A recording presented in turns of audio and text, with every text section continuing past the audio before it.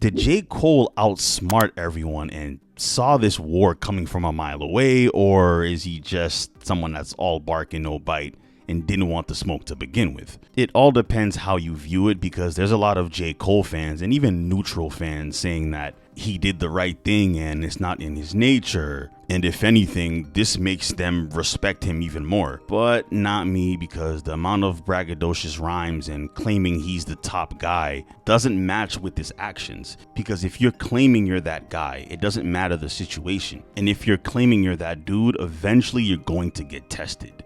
Drake got tested. Kendrick Lamar even got tested. A lot of the greats have been tested.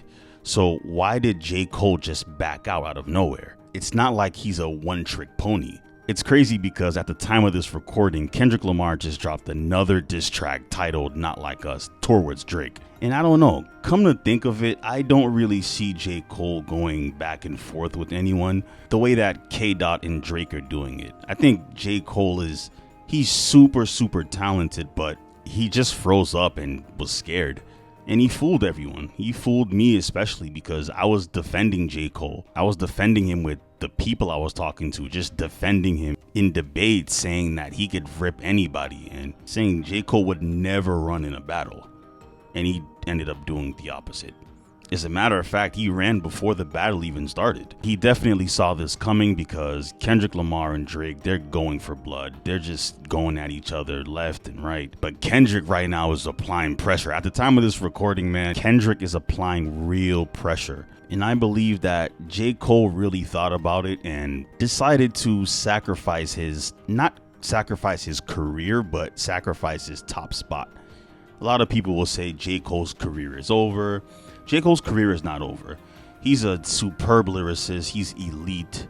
He can go with the best of them, which is why it's such a shocker that he left and waved the white flag. So listening to First Person Shooter doesn't really hit the same anymore. J. Cole was probably in a lose-lose situation.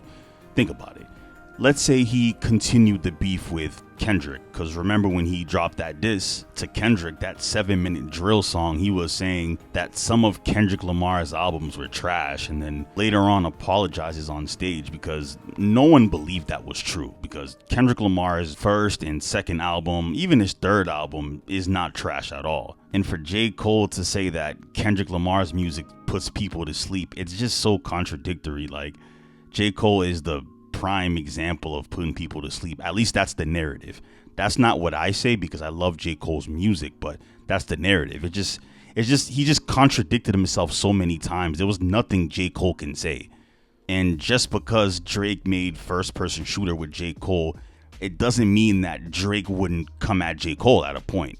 That I could see that happening. Drake would do something like that, because when you're stuck there at number 2 every time, you're always the second best or the third best. Eventually you're eventually gonna want to be number 1. J. Cole pretty much realized that he looked stupid and apologized to Kendrick Lamar and deleted 7-minute drill off streaming services, because just listening to that song, you can tell he didn't mean it. Like, his flow was on point because J. Cole can rap, but I didn't really take it seriously, especially the first time I heard it. There was no aggression. It just wasn't believable. Because had J. Cole engaged in this war that Drake and Kendrick are having right now, I really think that J. Cole would have got punked. Hear me out when I say this. Not lyrically or anything, because J. Cole is up there with both Kendrick and Drake. But I think he would have got punked, meaning like he probably would have gotten sunned, because J. Cole was never number 1. Yeah, he was in that top 3 or whatever conversation, but he was never that guy. He was never number 1. That's why he would always be the one to jack the top 3. It was always J. Cole saying that for the most part, talking about top 3, number 1, number 2, numero uno. Like, it was always J. Cole, if you think about it. It was never Drake like that. So I do believe that J. Cole sacrificed his top spot for that, because had he hopped in that war and barred it out with both Drake and Kendrick, or just Kendrick Lamar, he would have gotten embarrassed, and not that much people would be defending J. Cole like that, except J. Cole stans. But with him backing out, there's some casual fans that are supporting J. Cole and defending him along with J. Cole stans.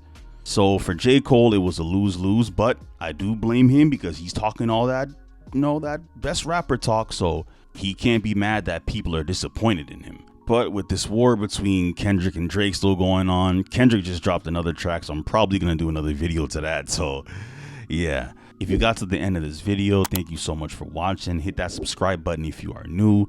Please give this video a thumbs up. It would help me so much.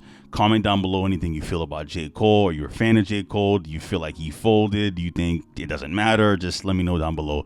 And yeah, I'm out.